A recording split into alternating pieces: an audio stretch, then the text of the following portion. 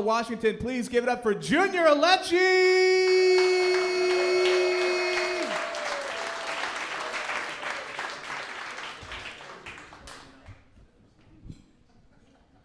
You know, I saw some of y'all's faces when I was walking up here, like, oh, he's from Walla Walla?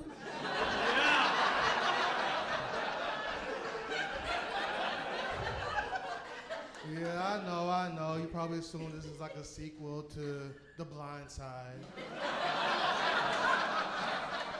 Like, my mama, Sandra Bullock, is about to walk through this door. No, guys, good news is that I wasn't some homeless kid that was picked up by, a generous couple.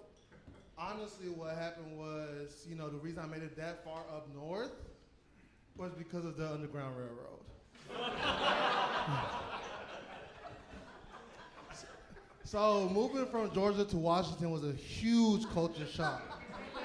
Yeah, I'm not originally from Washington. Y'all realize it now, huh? Yeah. So moving from Georgia to Washington was a huge culture shock. But I think the biggest culture shock was in the food, right? Now, I'm from the South, where we're known for having the best genre of food, and also, the biggest history of oppression, right? So I'm not saying that y'all can't cook up here in Washington. The food is good, but y'all just missing a bit of oppression. No. Spice oppression, same thing, right? You think Aunt Jemima came up with her syrup under happy conditions? You think Uncle Ben picked that rice because he was happy? Oppression is how you become the final boss of a master chef. That's why Martha Stewart went to prison.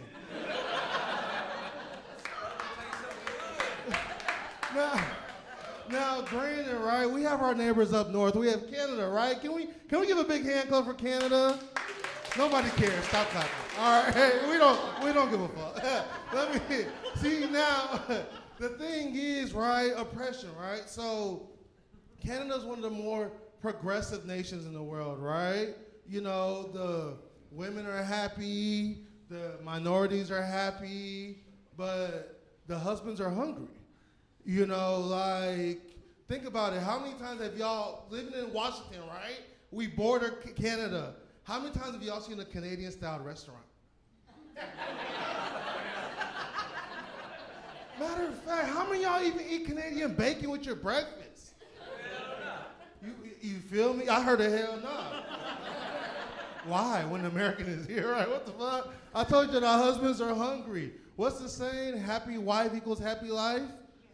But if she's too happy, the food gets crappy.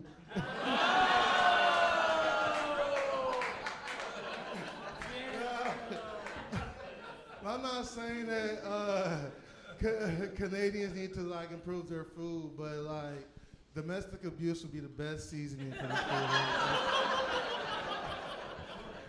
Now, granted, I don't condone that, right? I don't. But let's look. Can we look at the facts? Can we just look at the Middle East, right? The women, they cannot show anything. They can't show their hair. They can only show their hands and their feet, right? But they barely have any rights.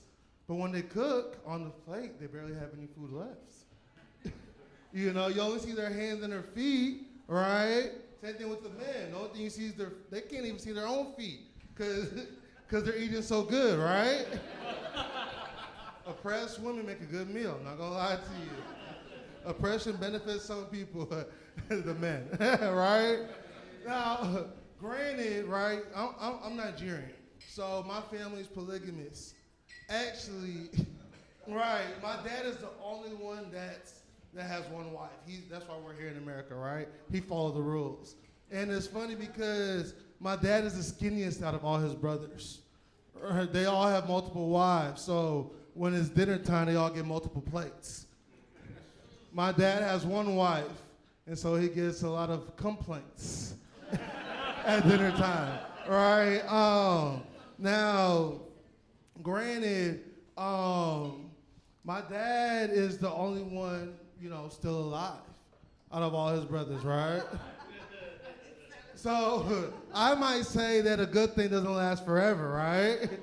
But my mama says, that's what them greedy motherfuckers get. Thank y'all so much. Joseph Jr., I appreciate y'all.